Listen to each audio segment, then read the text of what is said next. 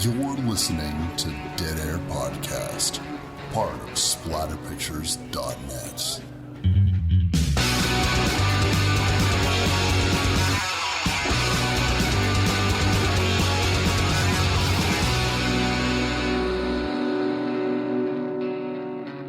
What's up, everybody? Wes, Dead Air Knipe here with always Typical Lydia. Today's show, we're going to be doing the 2016 thriller, The Autopsy of Jane Doe.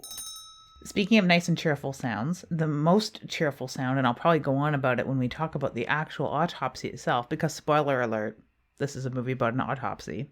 Mm-hmm. The rib breaking shears, the rib things, the rib cutters. Oh my God, I love that sound. What is wrong with me? You've always had a bit of a fascination with the process of dealing with a body, autopsies and shit. Yeah, I think it's true. I mean, I look at my notes here and I've got dream job circled and I've also got rib cutters. That's about the extent of my notes.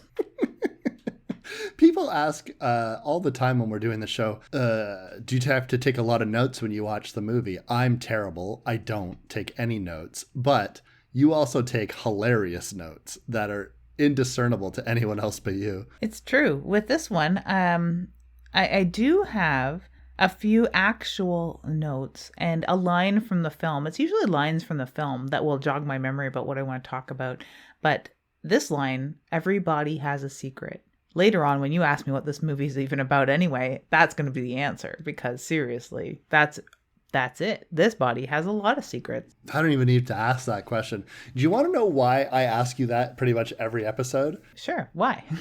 Because if you go back to our first actual recorded episode, which is not The Burning is canonically our first episode, but it's not our actual first recorded episode. Back when I barely knew you and I was awkward as shit and I didn't know how to do a podcast with another human being, we were sitting in your old office in your old house way back in Hintonburg, Ottawa. When we were doing the Tombs of the Blind Dead episode, I just asked you because I didn't know how to prompt you. I didn't know how to get a conversation going. So I just like, what's this movie about anyways? What's this movie even about anyways? I just said that. And then for some reason, I just kept saying it. It works really well because yes, I'm not very promptable. I miss social cues really badly all the time. I've gotten better. The podcast has helped us in so many ways as far as our more quirky personality traits. And that's one of them for me is being able to segue, learning how to segue into things instead of just dropping bombs like I typically would. Or, yeah, that sort of like back and forth because spending so much time alone all of my life, I need that sort of prompting. And so lucky that you have the schooling and we're smart enough to pull that one out of the hat because it works. It works very well. Yeah, I'm glad that you have a positive spin on it because honestly, sometimes I feel like I'm just shoehorning it in as much as humanly possible just to sort of get that consistency in the episodes going. I honestly, like, you do great. When you're doing your interviews for your Patreon virtual magazine, or even when you're doing live streams with another booktuber on YouTube, the energy that I see explode from you, where you're really, really engaged in the conversation, it's a lot of really fast back and forth, and that's not done in editing, particularly with because I know you and I know it would be, she cut out a really long pause there between conversations where it's like, oh shit, I'm supposed to be talking. So anyway, but like when it's a live stream, you can't do that. And so, yeah, you're like, you can have the ability now to ham it up as if your name was Wes fucking Knipe. I do. I have learned how to ham it up, and doing live streams and doing my own podcast and wanting to minimize the editing because I'm lazy and have a lot of stuff on my plate sometimes. I put it on my plate, trust me. But I don't want to be editing out all of those things. So I'm trying to cut down all of the times that I say the same sort of things, like my little filler words that everyone has. Everyone uses them. When I'm interviewing people that aren't used to being interviewed, because I interview a lot of first-time authors, you learn them right away what it is that you're cutting out with the, yeah, that starts everything they say, because people need time to gather their thoughts. Doing this show has helped me learn that I don't need time to gather my thoughts. And I think it's a radio thing, correct me if I'm wrong, where you just start fucking talking. The thoughts will come. You just start fucking talking. And the worst thing that I have is sometimes I start a sentence and I don't really know where I'm going with it. I'm building the car while we're already on the road. And that can be a really bad habit. So you learn to get those synapses firing a lot faster. My yeah, you knows are my worst habits that I have. Also the fact that I have literal verbal tics that I have a hard time containing, particularly I have Tourette syndrome, ladies and gentlemen, if you didn't know. So sometimes my verbal tics, especially when I get excited, that's when they start coming out. And so I start to stutter and I start to pause and I start to sometimes say random shit, but that's usually pretty much under control. But in radio, they actually train you or attempt to train you to pause. It's where my pregnant pauses came from, because I kept saying like, and you know. And so you would sit there recording with your professor. Every week we had a one-on-one sit down with this cat named Ian Barry, who I think I've talked about on the show before, but it's just this huge 6 foot plus 350 pound Orson Welles type guy who would sit in this tiny little office with books and CDs everywhere, and he would listen to your tape. You could pick in any show that you've done in the last 5 days. He'll put the little cassette in his little tiny radio, and he sits there and he leans back in his chair and he listens to it. And then the second he hears something he doesn't like, Wes, you gotta stop with the ums, likes, and yes, and you knows. All right? Starts playing it again. There's another one, Wes. And so he's just sitting there. Well, you give him 5 minutes of audio and he's hitting the stop button constantly. So they would always tell you, before you say like, or you know, say nothing, because that dead air, wink, wink, will scare you into learning to come up with things faster. Especially because dead air scares people. And I mean, not only does our podcast terrify the masses, we got them shaking in their boots, Wes, just on account of the name. But that dead air, even when you're listening while you're walking, you might wonder if your phone has died or something. But that's what dead air does. Live, it's even more important because people tend to want to fill dead air. People tend to want to cut out dead air. Without the added buffer of visuals where you can see people gathering their thoughts through their expression, we don't have that. So what we're left with, the discomfort of dead air. I think recording remotely, while it's not as fun, it's not as fun at all, especially with our show, because we fire off one another, and typically I've watched the movie right before, so it's super fresh. It's like those YouTube shows where people do a review in their car after seeing the movie in the theater. So it was that live and fresh sort of feel, but remote helps. I used to always tell my students when I was talking remote, and now when I do an interview over Zoom, if there's dead air, it's fine. Just leave it, because there might be a lag on top of that. So you don't have to feel pressured into keeping talking, or use that time. Yeah, collect your thoughts. It's fine. Like, I'm not going to talk over you. And if I do, we can edit it. Yeah. I can tell you what has a lot of recordings and one person playing off the other is the Autopsy of Jane Doe. This entire film really rests on the shoulders of two actors. These types of movies I love. And I'm guessing that's why someone like Brian Cox would do a movie like this, is because he probably read that script and he said, "You're kidding. It's just me in a room and I'm just talking and acting. I don't have to put on armor. I don't have to put on a whole bunch of shit. We don't have to do too much running around. There's a couple of scenes, but essentially you are in this mortuary or funeral home. Mortuary, funeral home. Which is it? Is that an interchangeable term, or is it not? It's not, but it can be, much like coffin and casket. They are two distinct different items. People use them interchangeably, and no one calls the coffin police on you. Mm-hmm. It is a mortuary and crematory is what this is.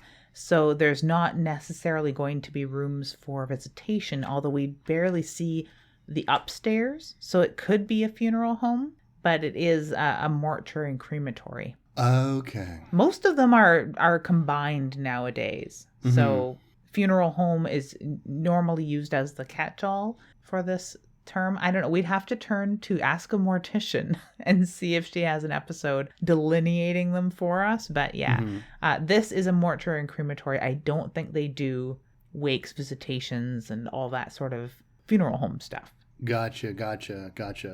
What do you think about this mortuary? Like, I was very curious. This is one of those things where I wish I was sitting next to you while we watched the movie, because I wanted to get your thoughts on the opulence, the aesthetic of this entire place. I loved it because it does have that sort of twisty-turny, creepy old Victorian with the mortuary under it, just like you would envision. There is a line thrown out by Austin when he's showing his girlfriend, because she shows up and shows her a little bit of the downstairs at first. And she's like, it's huge under here. And it is. It is very vast and it is labyrinthian. So he says, well, generation after generation of families owning this mortuary, it just has been expanded and expanded to the state-of-the-art complex you see before you now. And he's sort of joking because it is old as shit, and it looks like the basement of an old insane asylum or something. That's what you picture. So it fits really well into this horror aesthetic. Some of the hallways remind me so much of old grand theaters, or perhaps an old hotel, particularly the red and green combo in the hallways, the light fixtures in particular. It's so pretty. I love the way that this mortuary works and looks. It's just, I know this movie's pretty fucked up, but this movie's kind of peaceful, don't you find? It truly is, and I think it owes a lot to that sort of stage play feel that it has, with mostly two characters involved. Mm-hmm. We spend a lot of time in the same sort of rooms. We sort of learn the layout and we get cozy and intimate. And there is that sort of hush of death, even though they have a radio on, causing a little bit of a ruckus. So they have a bit of like old rock music playing and dad rock sort of from time to time. It is dad rock. Other than those scenes, it's like quiet and you're spending a lot of time with dead bodies and brushed steel. It is a beautifully shot movie, and it is using a really conservative color palette. Like, there are a lot of whites and grays in this, a few hints of red, but even it's maroons, and not just the blood, especially dead blood at that. There's quite a lot of it. And we see like not a lot of pops of color. Everything is dark pastel. So the hue of the whole movie is quiet. It is the hue of a misty morning, and there's no real score. Very rarely are we greeted with music in this movie, and when we are, it's glaring and obtrusive, and I love that.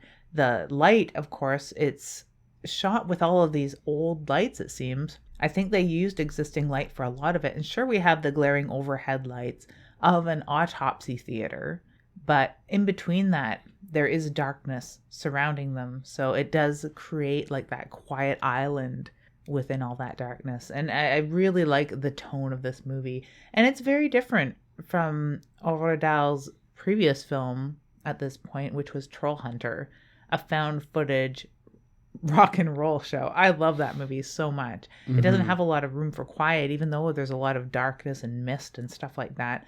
But very, very different tone very different. And I did enjoy it. It is a soothing, relaxing horror movie. And I think that helps lull you into the terrifying scares that it holds. Let me ask you this. When had you had seen this film before we did the show, correct? Yes, very much so. I was eagerly anticipating this film when it was released. I got to it eventually. I knew this film, obviously, as we said before, takes place in 2016. I knew that it was one of those films, and our listeners who are horror fans know exactly what I mean. It seems like every year, in the winter months, in the spring months, this was a December release. You told me that, right? Yeah, it came out December 21st. So Merry Christmas, everybody. Season's Grievings.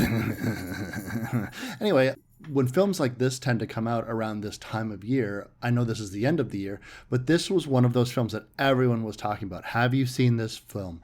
Social media goes abuzz when films like this comes out, and it seems to be that every year there's maybe a handful of films, 4 or 5, that everyone is going to be talking about. This year it seemed to be films like Malignant and Psycho Gorman and stuff like that. Usually not mainstream stuff, although mainstream stuff does get a lot of attention, but particularly horror films that have a unique idea or look about them. The Autopsy of Jane Doe was one of those films where I said to myself, all right, I got to check this one out because it seems like a film that people are going to be asking me about, and it looks kind of interesting. I did not know what the premise of it was whatsoever. I knew that there's a body and doings a transpire, but other than that, I wasn't entirely certain. You had told me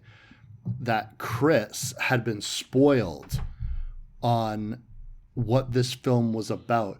And my partner figured out very early, I think just based off of the trailer or something, what this film was about.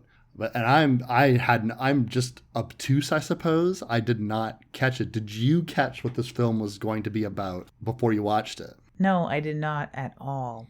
And I was also interested in a film with a similar title, different premise, same idea as far as it's revolving around a corpse. It's The Corpse of Anna Fritz.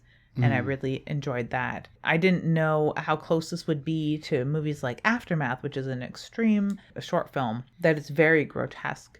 I just knew that it was about an autopsy, and I didn't know if that was just like an eye-catching title, like Warm Bodies, and it would turn into some sort of rom-com or zom-com. I had no idea. It could have gone that way for all I knew. Really, but coming from the creator of Troll Hunter, I expected more, and I got it, thank God. But no, and I wasn't spoiled either because I didn't really pay attention to any of the headlines or trailers or anything. Like, I saw the trailer and it was interesting, and I knew what sort of tone hopefully it would sustain for the movie. But one must have been very astute to have picked up what the premise is that is only revealed near the, 60-minute mark. Really, honestly, there's hints throughout the movie as you're watching it, but they don't really say the word through most of the movie, the bulk of the movie. So I didn't catch on at all myself. It was a headline of one of those top 5 blank films of this year that had ruined it for Chris entirely. And it was just, I guess it was Dread Central. I forget exactly who. It wasn't the beginning of the end of his paying attention to the internet at all and trying to stay away from it for spoiling movies. But it was the biggest nail in that coffin, that's for sure. It was just a headline. It wasn't even the trailer. He'd been successfully avoiding spoilers for this film because, like me, I want to watch the film and experience it. I've been really avoiding trailers a lot more the past few years because they are all just mini fucking movies, and I hate it. I would have hated to have this film spoiled for me, totally. But yeah, I didn't know what it was going in, and I really enjoyed it. Are we going to spoil that word? That one word that explains a lot of the mystique here? Let's spoil... You know what? Did I already spoil it? But let's hold off until the 60-minute mark. And if we do it before, someone's going to be so mad at us. But hey, you know what? We're going to eventually spoil it. We're going to have to, because we have to talk about that. We have to. We can't not. Like, seriously. But this movie, I can see why people would have fallen into spoiling it, because it's like having a secret you're busting at the seams to tell. And that secret is, what is this movie even about anyways, Lydia? Everybody has a secret. The Tilden Funeral Home has seen a lot of them. And I really like the dynamic between father and son funeral home, because we, as viewers, learn quite a lot about the process. So it is, if you're thinking of a career in death work, as it were, highly recommended. You know what I loved the best about this father and son relationship that's depicted in this film? If you were trying to do a story about a father and son who have a very realistic relationship, but you would do a film like this because it's so easy. First draft kind of shit.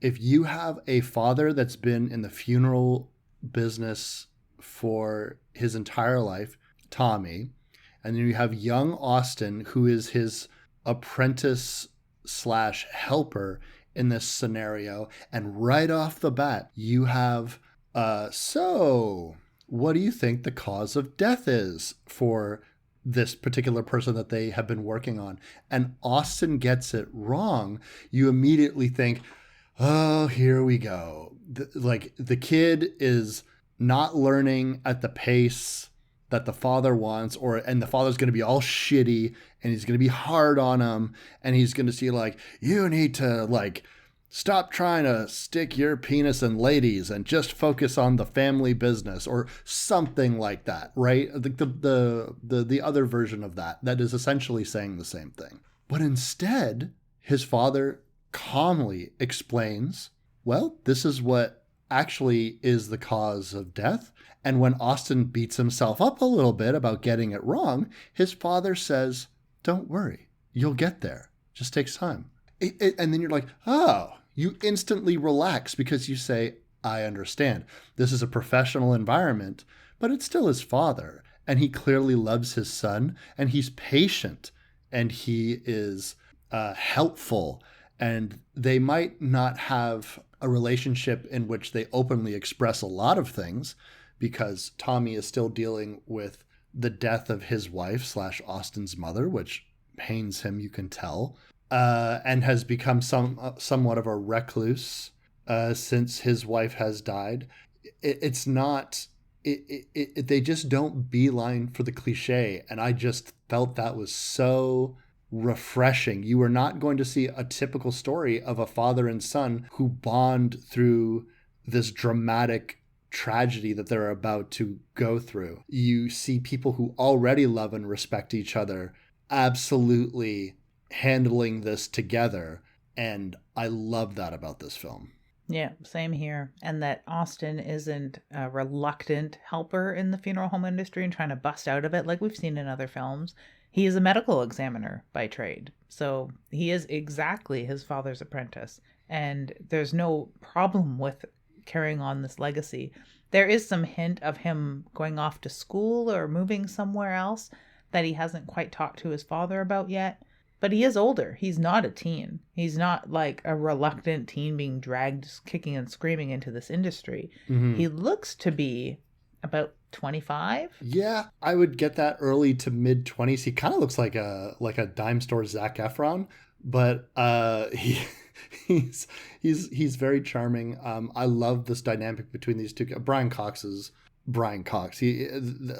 is a superb performance, and the only other character really that we spend a significant amount of time with, and by significant I mean 6 to 7 minutes, is Emma, and the rest is just Austin, Tommy, and this body, Miss Jane Doe.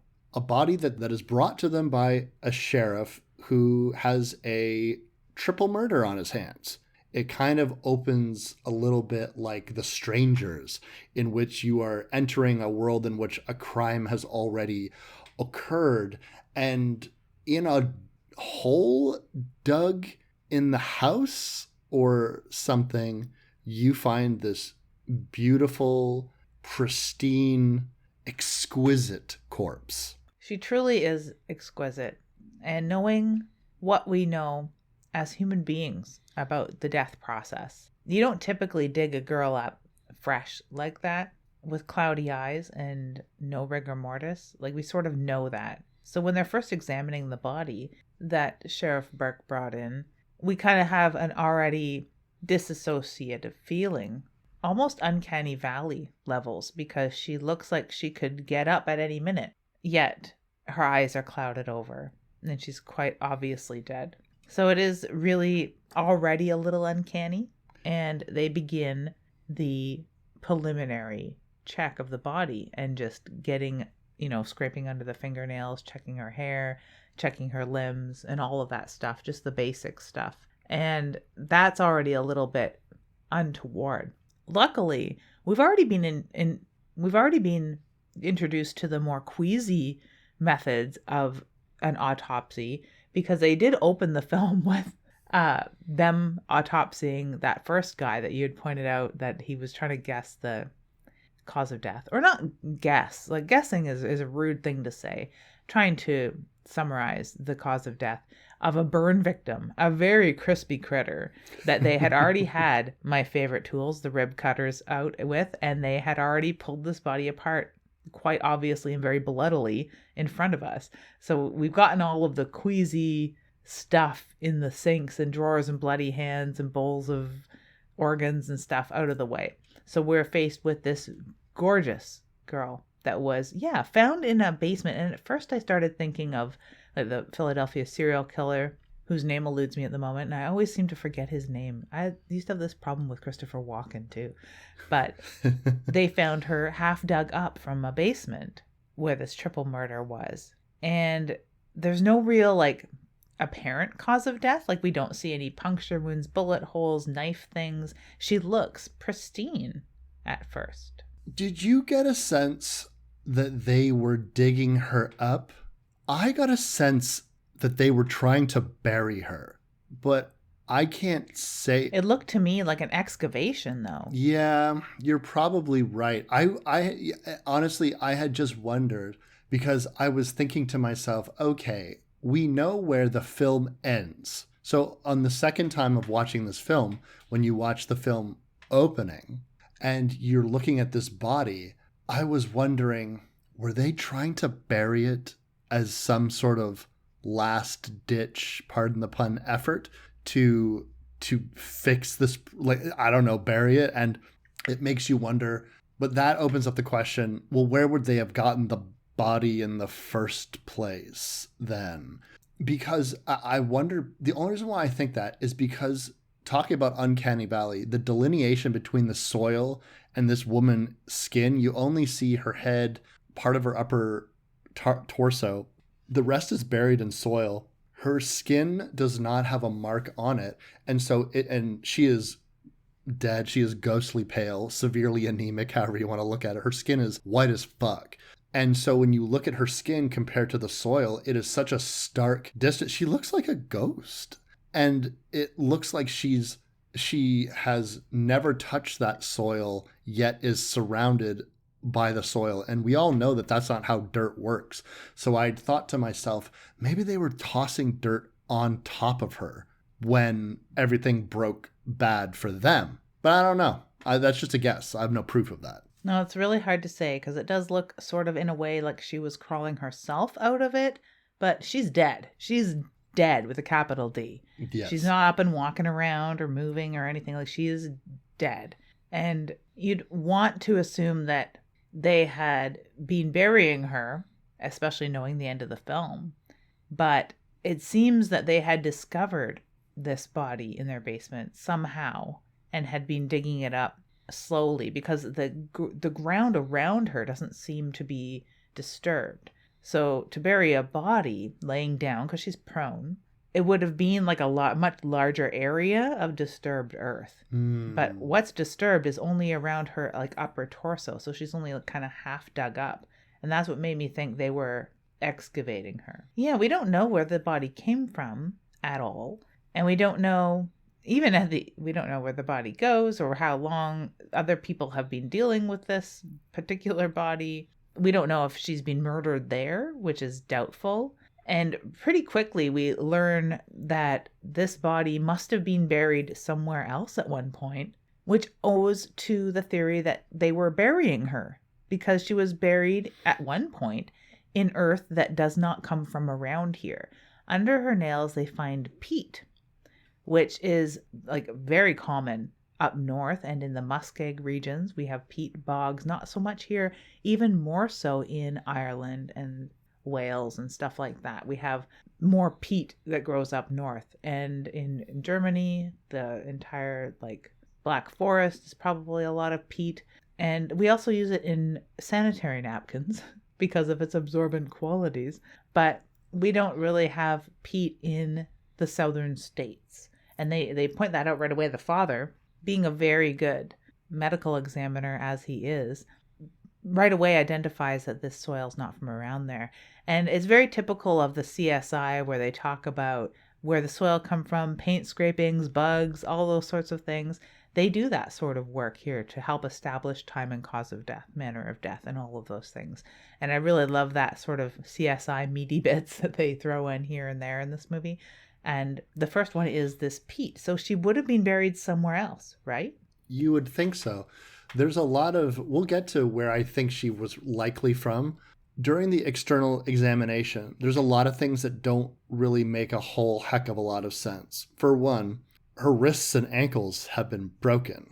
For two, an odd thing that they bring out is, well, also she has no tongue. Those are the most obvious signs. And really the lack of tongue is the single most obvious signs of trauma, because even though her wrists and ankles are broken, you would never know just by looking at it. There's no bruising. There's, the joints they seem to be intact. You wouldn't know that they were broken at all.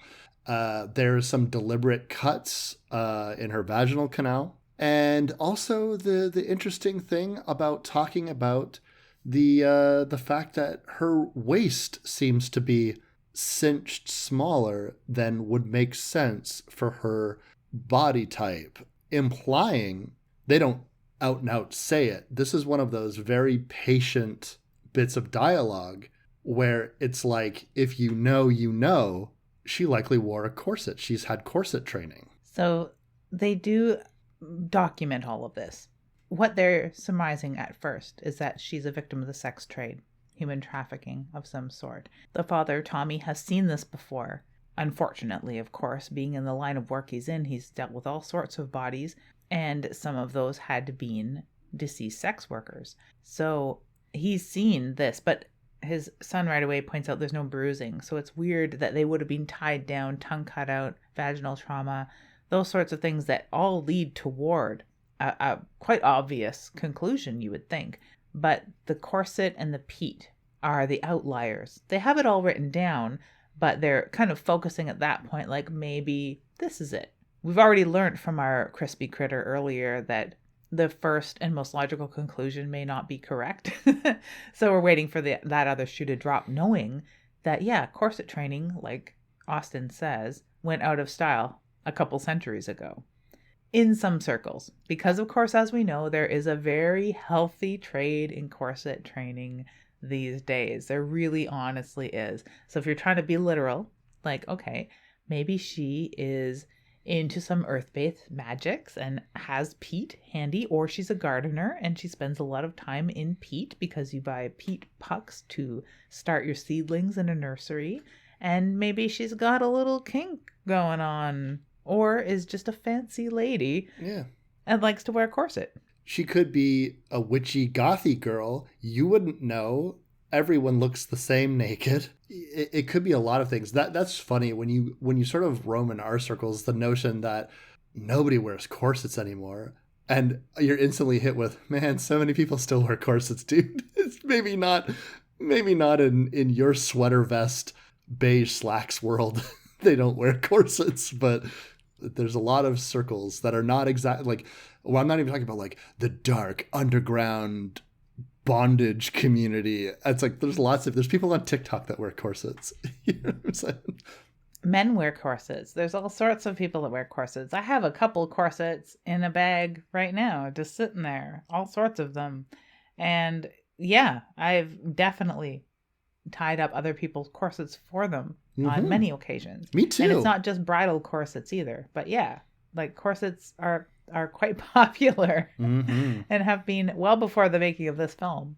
But it does start to paint an interesting picture, because those are the outliers, as you said. And the last bizarre piece of information before they start cutting into her is they find a string in her mouth. Just a string. Yeah, just a string that kind of will initiate a gag reflex because it's quite long coming down from her throat. A fly crawls out of her nose as well.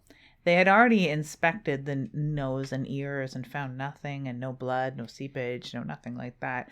But this fly crawls out and begins a small trickle of dead blood out of her nose. Just a little tiny bit, but it's enough to remind us that she's very, very, very dead. They will do a lot of camera angles and shots about Jane Doe. Hats off to the young actress that plays this body. I'd looked up her name before. She is mostly known for being a model, but her name eludes me. But and people say, oh, that's not a very hard acting gig. And I would beg to differ. Like, you're expected to lay completely naked, completely still for the entire movie in a room that I guarantee you was probably not very warm.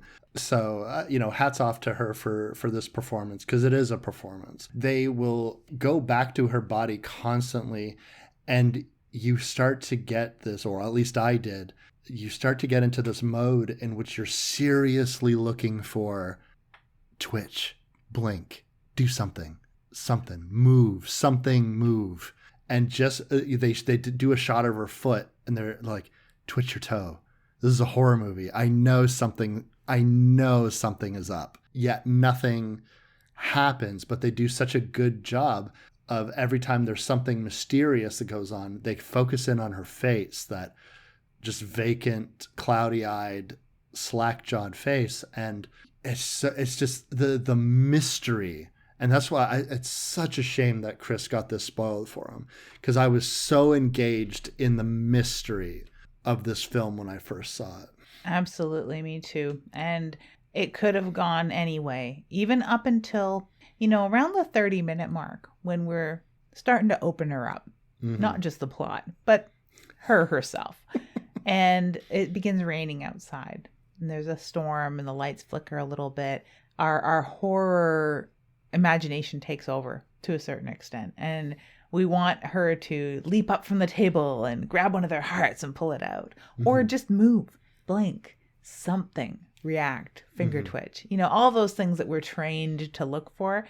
And it's fun that none of them happen. I've never had more fun with a perfectly still human being in a film ever. And I really love the discovery of this film. It's a shame that it was spoiled for anyone, and we're going to eventually spoil it. I'm sure anyone listening has already watched it and loves it as much as we do. But it's that sort of like, it's just as fun to recollect the mystery that we were unraveling along with the plot of this film. I really like that. And yes, it is a performance, bar none, of this actress, because I can't imagine. There's no goose flesh. There's no changes in posture. The only time that this body moves is when the Undertakers move it. The speaking of opening her up, the rib scene where it's showing her at a profile while he's essentially cutting her ribs open, and so he can get a good look at her. There's something so visceral about it. I was like, this is somehow worse than if they were showing me them graphically doing to this, because at this point, I don't know what has happened to this woman, but I know enough about true crime and the world that I live in and the stuff that has happened to her so far. You instantly sympathize with this corpse. I feel something terrible happened to this person, and now she looks so still and so beautiful. And you start thinking about the fact that before she died, she was anything but still, and she was anything but calm and there was no serenity. It was probably fear and pain and anger and all of these things. And now it's just stillness. It's so poetic to me. Another thing that this film doesn't do is depict the coroners as horror movie coroners. You don't see anybody with like eating a sandwich over a body and like putting their clipboard down on top of the no one's commenting on that, you know, like, oh, her titties are out. Like, nobody's doing gross ass shit like that, right? There's a lot of respect and stoicism with this job, because really Tommy and Austin has waylaid his date, Emma. They were supposed to go to see a movie, but he opts to stay and help his father because the sheriff really gives them, I need to know the cause of this woman's death fucking yesterday, so please help me out. You know, there is this very direct sense of purpose between these two men as they work on this body, and opening her up only reveals way more questions. She got a bag in her. She has a bag in her, and when they're looking at the flesh where they've made the incision because some blood has bubbled out, Tommy says, I've seen this in fresher bodies, mind you, where the pressure builds up and blood comes out like this. So it's just odd. They find a fabric bag and what looks almost like a layer of burnt flesh in between her epidermis and the fat layer. Mm-hmm. And it's weird looking. It looks like carcinogenic or something. They're guessing maybe cancer. They're doing their professional duty, of course, and collecting samples for the lab. One of those samples sort of bubbles over in the fridge, the blood sample, and it's just an awkward, bloody moment where there's blood all over the floor in the fridge for no fucking reason, because he collected a very tidy, clean, professional sample and puts it in the fridge, goes to put this little sample of what looks like burnt flesh or something, or like cancerous flesh in the fridge, and it's just, her blood is behaving oddly, that's for sure. Not the blood that's coming out of her body, but that blood in the fridge. Definitely very weird. But this bag, they have all of the modern instruments, you know, like a microscope stolen from science class or something. They have quite a few of those sorts of things, so they can do some rudimentary investigation as to what the string was and where this bag came from. It's a bag with a tooth in it. So they immediately put the tooth in a petri dish.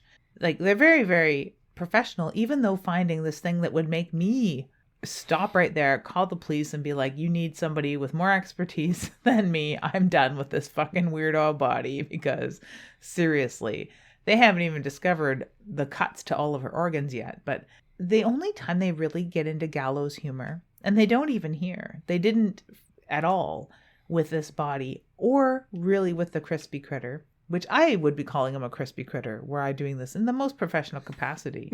I would still not be able to not call him a crispy critter. When the girlfriend, Emma, when they first are planning their date and they're about to go before the body is brought in, and Austin decides to not go to the film at that time and help his father till about 11 o'clock, and then they'll go to the late show, they introduce the idea of the bells on the toes, a very old idea, older than corsets, I'm sure, where Emma wants to see one of the dead bodies. And without being like ghoulish about it at all, Tommy's just like, yeah, let her open up one of those trays. And they do. And she asks about the ringing bell. And he explains that they would tie a bell to a cadaver's toe in case somebody had only slipped into coma and weren't quite ready to be buried yet, or cut open, as it were. And if they heard a ringing bell, they would know the person hadn't fully died. And so they have bells on their toes because Tommy's like an old school guy. And when she's about to reach to uncover the face of one of these dead bodies that had suffered a shotgun wound, he rings the bell at the toe and scares her. And that's the closest they come to goofing around, gallows humor. Like, there aren't any jokes about that sort of stuff, let alone the eating the sandwich. So I'm really glad that you pointed that out, because I love that. I love that so much. And I love that sort of like old sensibility of like, yeah, we tie bells to their toes. It's just old habit. Yeah. Even though this guy is missing 3/4 of his face. So I don't think he's getting up anytime soon. Yeah, he's quite obviously dead. But yeah, this bag, they find this bag and they set it aside. because they're continuing their investigation. And this is where things get even weirder. And that sympathy that you had talked about, where we understand what sort of trauma this body had gone through, despite her angelic face that looks like she's about to take a breath, really. It's deeper than that. Her heart is not so bad, but the rest of her organs seem to have knife wounds, healed scar tissue.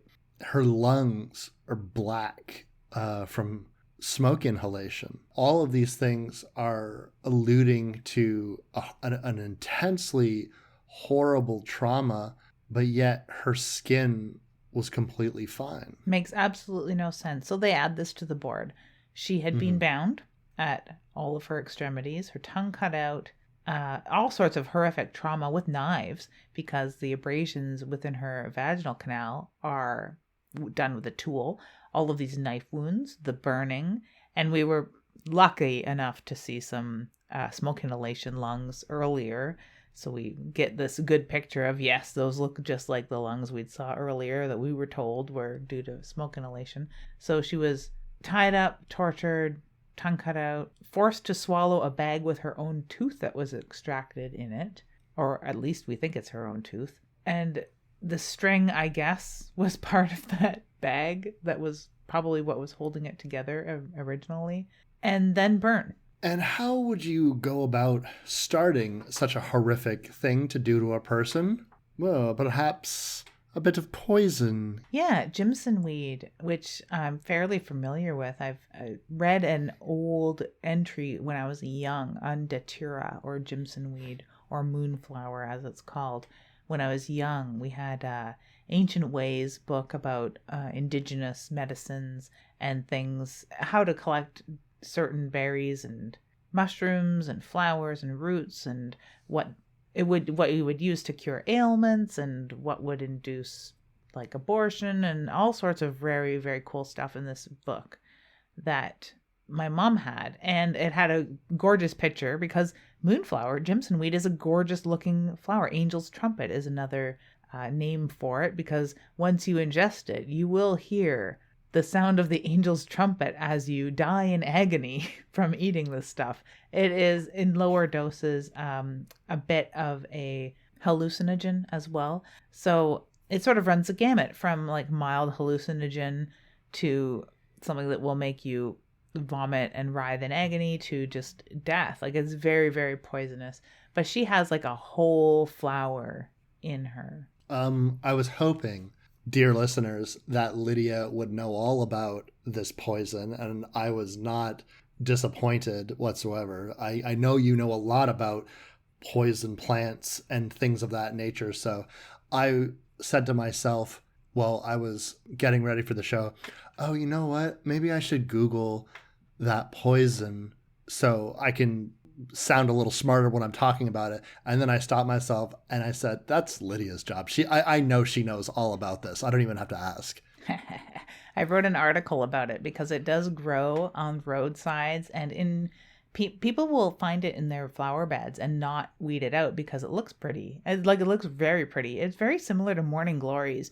And there's other strains of flowers like morning glory, like moonflower, that look a lot like angel's trumpet or Jimson weed or datura, that they're gorgeous plants. So they'll be growing, like when you walk around Ottawa, you'll see it growing here and there, and it's literally Jimson weed. There are some very similar plants that you can get that look like it, but when you know what it looks like, much like mushroom hunting, when you know what edibles and poisonous mushrooms for the most part look like, you can identify them at sight. So yeah, Jimson weed does grow in fields, wild, all over North America to South America, like probably all over the world. And I had been doing this article about it, and one of my classmates at the time from Colombia had said, oh yeah, that grows wild, like way more in Colombia than it does here. And like everyone and their dog knows to never touch it and stay away from it and weed it out of your yard if you find it. Like, it's super fucking dangerous, but it's not common knowledge here. People don't know a lot of the poisonous stuff that grows in our hedges and laneways, even in this city. Does Jimson weed just cause paralysis, or is it paralysis and the paralysis causes the death? Like it shuts down your organs? Was this a special concoction? Was she, that's what I'm asking basically. At higher doses that aren't enough to kill you so quickly, then yeah, it would. Low dosage doesn't. It can be like a hallucinogen and make you vomit a whole lot if you're lucky. If you don't vomit it, which putting a whole flower in someone's esophagus and having it stuck in there, so to speak, would probably have this exact effect. She would eventually die from it. I don't know how you would guesstimate the dosage, though. You'd have to really know it. So some sort of medicine man would have been able to do this. There's some doings transpiring. I will give them credit for maintaining their cool up until this point, because you got flickering lights, you got a thunderstorm, which you can attribute all that to. But Austin seeing things. The radio changes to a song repeatedly, but that also could be attributed to old radio. The radio frequencies kind of going haywire. The storm could theoretically, if one of the radio towers is screwing up, it's possible to get things scrambly, pick up different signals, theoretically. But Austin's seeing people in the hallways. Who could that be? I can tell you this much. It's probably ends up being the saddest thing possible for this movie, because when they introduce a pet into a horror movie, it's either the last reveal at the end of a film, don't worry, Jonesy is okay, or it's we have to graphically kill this animal. Which is so doubly sad, because we only get to see, I think Stanley was the name of this cat. When cats have a person name, it's even more sad. But it has been killing rats in the vents. That's what it's been doing, hanging out in the vents. Mm-hmm. Yeah, hearing these noises is explained away only temporarily by the death of this cat. And we get to see a little bit more of that mourning process that Tommy might have been going through with his wife. The difference he holds for a dead thing and a live thing, and the compassion that he has for something that is dying. Because when they pull the cat out of the vent, it's being eviscerated and it's half alive, and he quickly puts it out of its misery, and even more quickly brings it to their incinerator, because they are a funeral home and a crematorium. So they bring it to the crematory and cremate the cat. And even though that may seem cold to a lot of people, that not only has he put it out of its misery and then walked straight over to the cremation machine and put it in, he still needs a minute. So he asks his son to just give him a minute while he mourns his pet cat. It was his wife's pet cat. Mm-hmm. So it is a very touching scene. It's pretty sad. I definitely try to warn my partner sometimes if I know that if a pet dies, they're quite sensitive to that type of stuff. So, but sometimes I genuinely forget, not because I don't care, but sometimes like things like that don't really stick with me in a movie. So I can't really remember all the time if a pet dies or not. And this time I feel like I definitely forgot. And it was not received well, but the entire movie was received well, but that one scene in particular was not received well. So if you're sensitive to that type of thing, he does have to break his own cat's neck, and then he comments about how it's all he had left of it was the last thing he had of his wife's, shit like that. And so it's a gut wrencher if you're sensitive to that kind of stuff. So just take care. I kind of am shocked after that. He's like, well, back to work. Because even me, if that had happened, I would have been saying to my son or anyone, all right, let's, we're going to do this in the morning. I know that the sheriff says that he needs this done now, but I don't fucking work for him. You know what I'm saying? Well, he's an older dude, and there is an older sentiment. When I grew up on the farm, you own a dog knowing that someday you're going to probably have to shoot it. So you kind of temper all of that. Sure, you love your pets, no different than anyone else today. Maybe not so much with the booties and pamper parties and little jackets and stuff and fun photo shoots, but you knew that this was a working animal, especially on a farm. Mm-hmm. And this is kind of a working cat. It's a cat that's there to keep the rats at bay. Sure, it was a pet cat, but I think that that's a lot of where his, compartmentalization of the death of this cat comes from. So I don't, I certainly, it didn't strike me as odd at all, but that's me. Yeah, I mean, the cat is more of a mouser than it is a pet, but it's still, I was just kind of chopping it up to like, he's a boomer. Boomers are like, get back to work. Yep, he is definitely a boomer. And the craziest thing about that is you'd think that the death of his pet cat that he had to like kill himself might have put a stop to their autopsy, but the amount of times that stranger and stranger things keep happening in increments, the amount of times where he was just like, well, back to the autopsy, it's pretty remarkable, because up until this point, there's a lot of strange things going on. I believe the biggest questions they start arising is the age of some of this stuff. He has to look at reference books to figure out what some of this stuff is. He's trying to, in particularly this bag, it has writing on it, they discover. And a strange symbol, which would look like a sigil to some. And it's got Roman numerals that don't really make sense. And there's nothing really to look up until they fold the bag up. And just like some sort of mystery, a National Treasure mystery or something from Dan Brown novels, suddenly they can read that it's Leviticus 20:27. It's phrased differently. And as for a man or woman in whom there proves to be a mediumistic spirit or spirit of prediction, they should put to death without fail. They should pelt them to death with stones. Their own blood is upon them. Tough but fair. Tough but fair. And that's from the New Testament. So that they're reading like an Old Testament. And it's the third book of the Torah is Leviticus. It's basically, we shall not suffer a witch to live. So if you've ever heard that phraseology, it's a lot of where this comes from.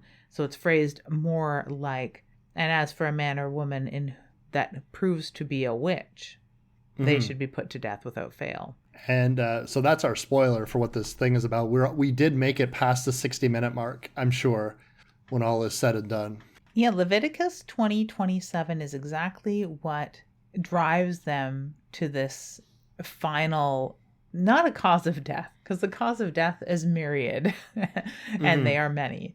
But the reason behind it, the manner of death here, is that she was a witch, not suffered to live. And it makes so much sense immediately. Even if you have had some hintings, not many women are burnt to death for any other reason in our history. So it's something that we're very used to hearing. And when they're talking about the peat, they mentioned, up north. We're thinking New England. So it all makes a lot of sense, too much sense. And the reasons of her being tortured, tongue cut out, the burning, having basically hexes shoved down her throat, those sorts of things, are all very in line with this revelation that she's a witch. They seem to accept this fairly readily as corpses have gone missing from their own mortuary. This notion of, I think Tommy says it, perhaps in trying to destroy an innocent girl, they created the very thing that they were trying to get rid of. This woman is a witchy woman who was brutally killed and now is, it seems to be a plague, like her own self-contained plague of death. Whoever is around the corpse will die. Initially, that's what it just seems to be. And she will even resurrect her corpses to do it. I love the sequence in which they're trying to just get out of there when they finally realize, all right, let's just leave. Like, this seems super fucked up. And so they want to get to the elevator. And this is where the ringing of the bells tied to the corpse's feet are really, really put into play in this story. I love this sequence. We've had a small note where Austin has seen someone in the hallway. We may not remember that the cat died, but we definitely remember that he swore he saw someone in the hallway. And it would have been one of these corpses that was walking around. Now the power's gone out, and there's a raging storm that has trapped them in the basement because the elevator isn't working. And it's sort of half working because the power keeps sort of like browning out and coming back and going off again. They have a generator that maybe isn't strong enough to power the elevator properly. They can't get out of the storm door because there is another entrance to this basement that is blocked with a fallen tree. And the corpse of the man who had had his face blown off seems to be the one in the hallway. Also, it's, that sort of corpse power where he can walk super slow but seems to be gaining on you quicker than you can run. They use that effect very well here, and I like it quite a lot.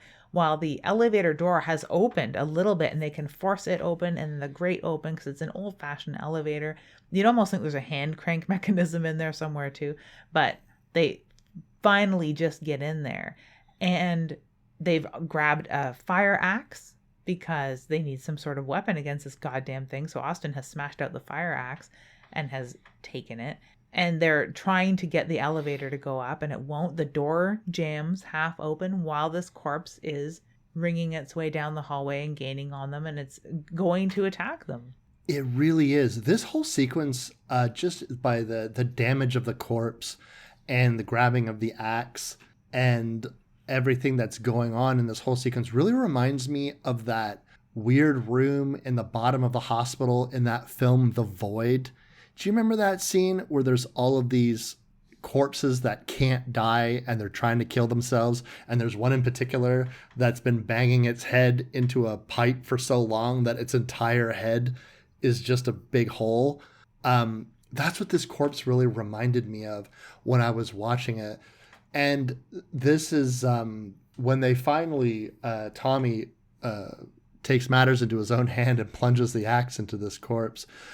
You instantly get the fact that, I don't know how, I don't know why, but I feel like this is a witchy switcheroo. A switch witch. A witchy switcheroo. It's a witchy switcheroo.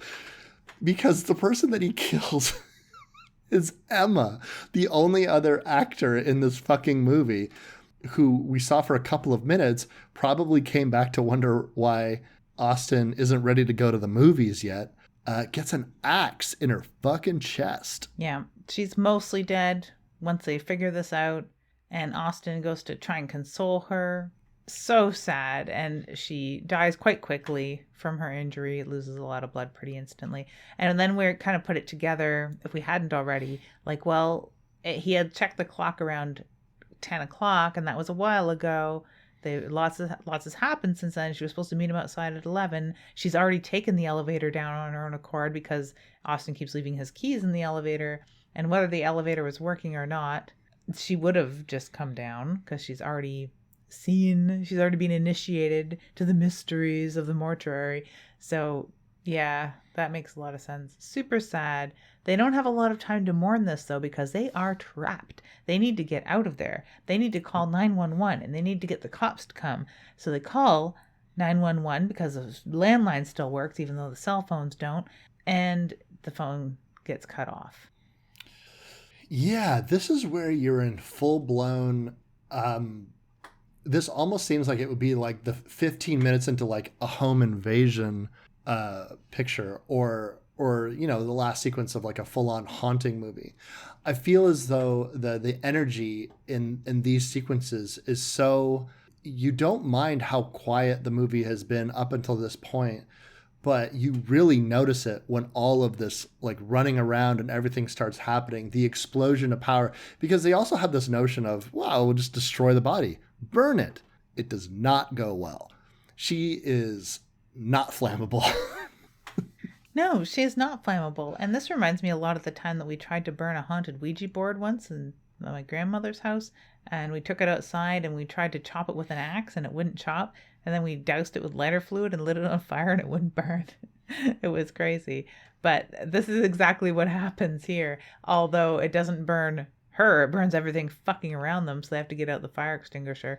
And it it's sad to watch because you know that they know they're trapped in there with a witch that we keep expecting to just sit up at any moment, Undertaker style, and start ripping hearts out or something, or even just chasing them around scarily would be enough. It would be effective. But of course, she's still not moving, even though they're trying to light her on fire. They have corpses in the hallways still trying to get at them, and they have some good CG / practical effects. I'm not sure how much of either was used here. With there's an elderly woman who she'd been sewn up, so she had her eyes and mouth sewn in the old-fashioned way. I guess she was probably headed for the crematory. There was no open casket funeral for her. And her opening her mouth to scream while she's in the hallway trying to get in, like very scary looking stuff. So the lights are still flickering off and on at this point, but they decide they have to end this somehow. Now that she doesn't burn, what are they going to do? I don't like it. It's so interesting how they figure this out because she also has writing on the inside of her skin when they decide to I can't remember when they figure that out, but when they open up the inside of a layer of her skin, she has writing on the inside of that too. So is it from the writing that they figure out exactly what happened, or is this all guesstimation? I think it's just guesstimation. I know that Tommy is the one that is the most engaging with this notion of what happened to this woman, and it seems that whatever is happening at a more fevered pitch. So what essentially is going on, or what needs to be figured out, is this body, Jane Doe herself, is attempting to regenerate herself, is attempting to heal, to restore her body. And by doing so, you need to kill, I guess, and the people will suffer the injuries that she has. And she's almost there, I guess, because like all of her external things have been healed, but it's all her insides that are still fucked up. Yeah, all the blood from the initial house where we discover this body and we meet it at this triple homicide would have been the blood that was starting to regenerate her organs and had fixed her flesh at this point. Our largest organ is our flesh, of course, so it was the first to heal. When they take out her organs, they're all rotting and putrefying in the dishes. So anything in her is doing okay, but anything that is set outside just begins to rot. So using that and the fact that she was a found out witch and that someone had attempted to kill her in very Rasputin ways, I mean, they know that they have to either keep trying or she is going to come back. So the only way to do that is to have no alive people around her for her to feed off, so to speak, or to finish this death of her, which is also like a non-starter because they haven't figured out how to actually kill her yet. Because one of the things you said, kill her, one of the things to take note as they discover is her brain is very much active. She is essentially alive, at least in the way that counts the most. Her brain is active. It's just her body that isn't yet alive. And so it makes you wonder if she must be somewhat aware. I don't know if it's like, you know, Metallica and the One video where like they can't see, hear, move or anything like that. So they're just like a consciousness locked within a body or what. But it's definitely true that as things escalate, Tommy feels that the way to end this is by sacrificing himself. He's already sustained some horrific damage from being attacked by one of the corpses, and it looks like his kidneys are bleeding into his body. He's not doing good. He's got huge bruises and there's lividity all around his sides, so it's only a matter of time before he dies from that anyway. So if he just succumbs to that, she could use whatever life force it is that he's losing to her to regenerate. Not before he has to basically sustain every injury that she had. I don't know how they're going to reconcile the cuts in her vaginal canal. Like maybe his balls get stabbed. I don't know. He has to like the grossest thing to me is his limbs, his wrists and ankles breaking. I was like, ew, that's so gross. And I think the last thing he needs to do really is to cut out his own tongue, right? Cutting out his own tongue. Absolutely grotesque. There's this interesting thing that we forgot to mention, is that they discover that the age of the body, or at least the age of some of the things that have gone on to her, is dated in and around the late 1600s. Again, giving you a good time frame of the body. Things start to make sense. The peat moss, the corset, even though this movie would have you believe no one wears corsets since the 1600s, but whatever, let them have it. It's fine. The bag, string, all this weird, the writing. And you ask yourself, how could this body possibly be dead for centuries? Very, very fascinating. What Austen does to thwart the witch, I guess, is he eventually kills his own father. And I'm not sure if it's entirely thwarting the witch, because I think part of the thinking is that she would have to come back to life for them to kill her again or something. I'm not really sure, but it harkens back to his father having put the cat out of its misery, just not being able to abide its suffering, and he can't abide his father's suffering at that point either. That Let the Sun Shine In song keeps sort of infiltrating, and it's like an old Bible song, isn't it? It's like an old Sunday school song. It is, yeah. Oh, it reminds me of the types of songs that they would play on, like, "Oh Brother, Where Art Thou?" Any sort of those very churchy Southern U.S. songs that would be playing. It's almost like a "You Are My Sunshine," you know.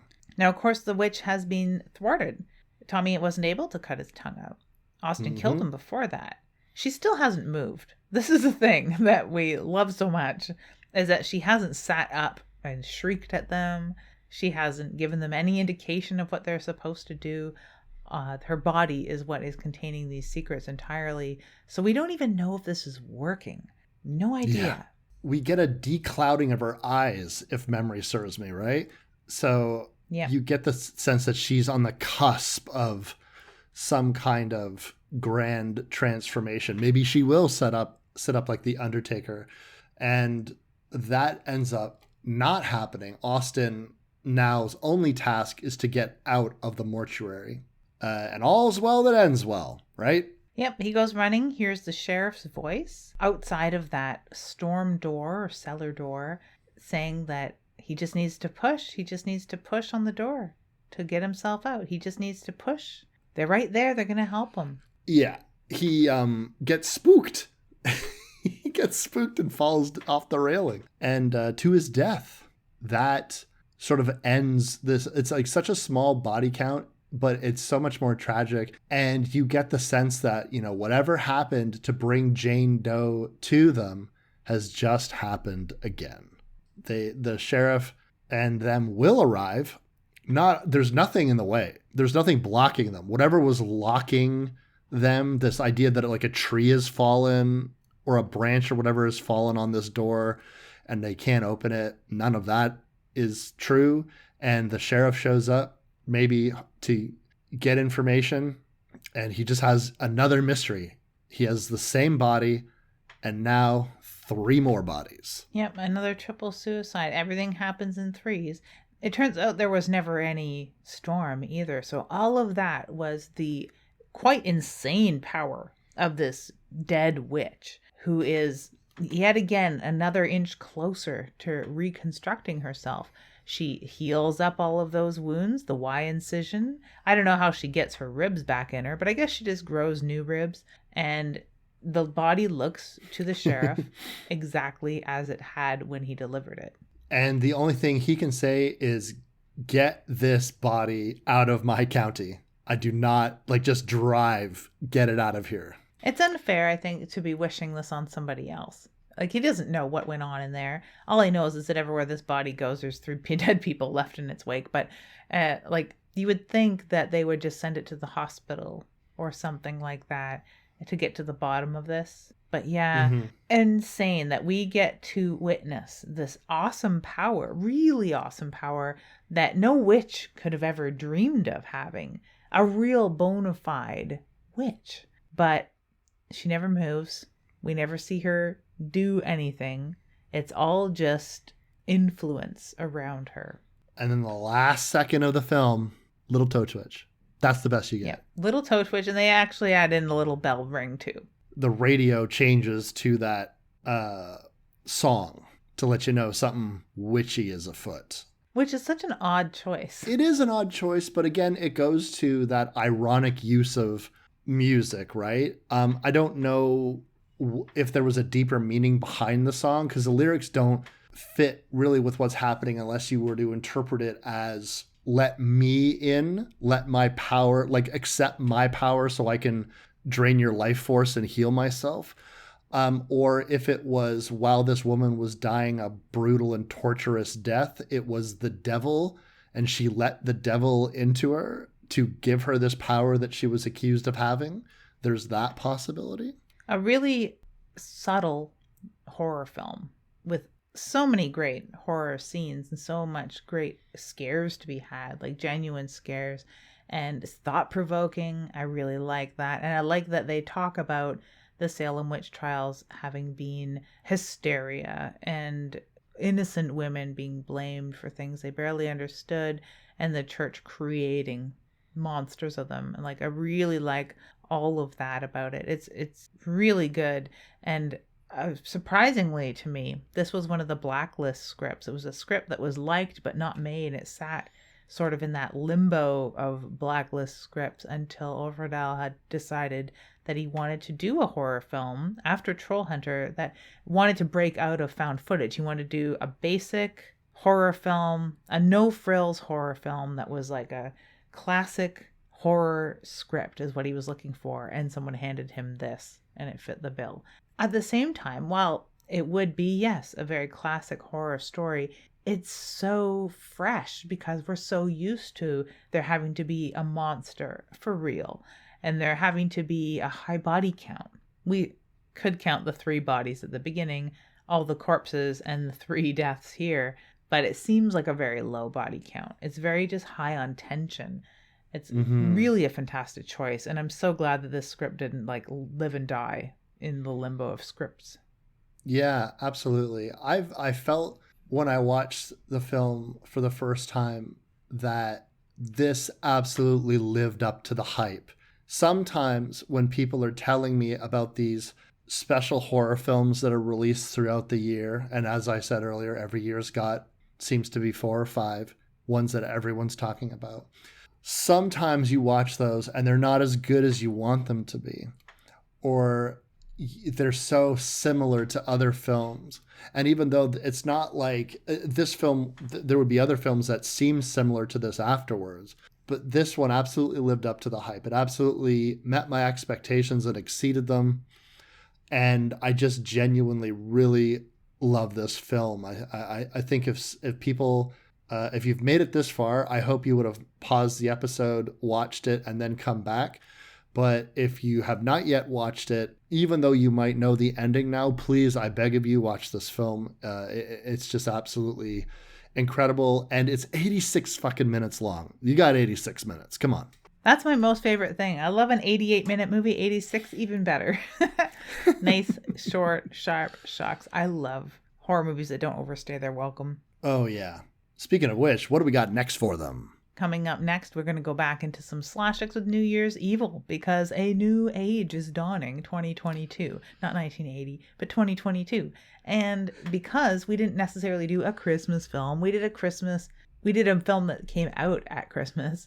We're going to get back into some sort of festive feeling with New Year's Evil.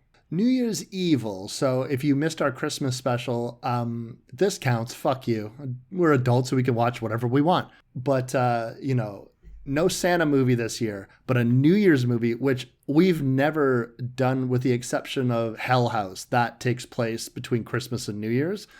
So we're back at it with a New Year's movie, New Year's Evil. It doesn't get much more New Year's than that. No, it's true. And I haven't watched it in quite some time. This came out on my birthday when I was 5 years old. And not to say that I watched it when I was 5 years old. I know, just little wee chibi lids. I watched it only a couple years ago, honestly. So yeah, this will be fun. Yes, this was a late slasher film for me too. I didn't watch it as a kid. I watched it in my early 20s, and then it just became one of my favorite slashers, and I love to watch it every year. Like, oh, you know what? Also, Terror Train. There's another New Year's movie that we've done. Yep. But I love to watch this and Terror Train on New Year's, having some drinks, like just put one of them on. So fucking fun, and I'm very excited to do New Year's Evil with you. Well, it won't be too long from now. This will be coming out over the next week or so, right around within the 12 days of Christmas at the very least. And then who knows what we're going to get up to. Only the witch knows. I'm Wes Knipe. And I'm Typical Lydia. And you've been listening to Dead Air.